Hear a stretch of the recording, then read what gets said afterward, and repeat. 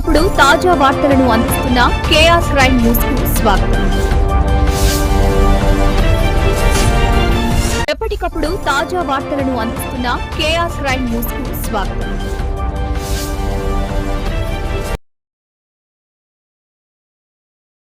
కానీ మీరు చేసే పని గుర్తించని కొంతమంది రాజకీయ అజ్ఞానులు నసరాపేట నియోజకవర్గంలో ఎమ్మెల్యే వద్దు ఎంపీ ముద్దు అనే రీతిలో వాళ్ళ ప్రస్తావన కొనసాగుతుంది. ఇది కరెక్ట్ కాదు. ఎందుకంటే నేను ఒక విషయం చెప్పదలుచుకున్నాను. అరవింద్ బాబు గారు ఒక కులం చూడలేదు, మతం చూడలేదు. ఆయన ఒకటే చెప్తాడు, కులం లేని వాడే కులం గొడుగు పడతాడు, మానవత్వం లేని వాడు మతాన్ని అడ్డు పెట్టుకుంటాడు. మీరు విమర్శించదలుచుకున్నారు, మిమ్మల్ని ఒకటే ప్రశ్నించదలుచుకున్నాను. మీరు చేసిన త్యాగాలు ఏంది, మీరు పడిన కష్టాలు ఏంది? మీరు చేసిన త్యాగం ఏందో, మీరు పడిన కష్టం ఏందో నసరాపేట నియోజకవర్గంలో ప్రతి ఒక్కరికి తెలుసు. లేనిపోని అబండాలు వేయద్దు.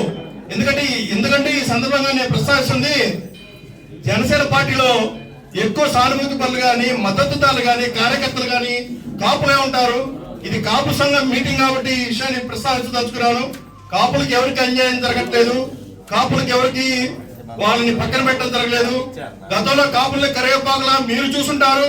కాపుల్ని ఓటు బ్యాంకులా, కాపుల్ని కరేపాకులా, కాపుల్ని ఈ విధంగా ఇటువంటి ధోరణి మీకు ఆలోచనలో ఉంది కాబట్టి మీరు ఈ విషయం ప్రస్తావిస్తున్నారు. మీరు ఎంతకంటే రాజకీయ అజ్ఞానం అంటే ఈ సభాముఖంగా చెప్తున్నాను. హైకమాండ్ కి అల్టిమేట్ ఇస్తున్నారు, నసరాపేట నియోజకవర్గంలో మేము విడిగా పోటీ చేస్తామని. అసలు ఎటువంటి రాజకీయ అజ్ఞానం మీరు?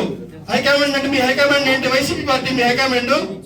జనసేన పార్టీ అయితే మీరు ఆ మాట మాట్లాడరు, కూటమిలో ఉంది. మీ హైకమాండ్ వైసీపీ పార్టీ, లోకల్ మాజీ ఎమ్మెల్యే మీ హైకమాండ్ అయితే మీరు ఆ మాట మాట్లాడతారని ఈ సందర్భంగా చెప్తున్నాను. అంతేకాకుండా మీరు కాపుల మనోభావంతో జన సైనికుల మనోభావంతో మీరు ఆటలాడుకోవాలండి. మీ నాయకత్వం ఏందో, మీరు పడిన కష్టం ఏందో, మీరు చేసిన త్యాగం ఏందో నసరాపేట నియోజకవర్గంలో ప్రతి ఒక్కరికి తెలుసు. అంతేకాకుండా ఫైనల్ గా ఒక్కటే మాట తెలుసుకున్నాను. నసరాపేట నియోజకవర్గంలో పార్టీల మధ్య, కుంపట్ల మధ్య, కులాల మధ్య కుంపటి రైలించే వాళ్ళకి ఎవరికైనా సరే ఒకటే మాట చెప్తున్నాను. ఎందుకంటే కోట ఇష్యూ చూస్తారు, కులాన్ని అడ్డం పెట్టాల్సి చేస్తారు. కోట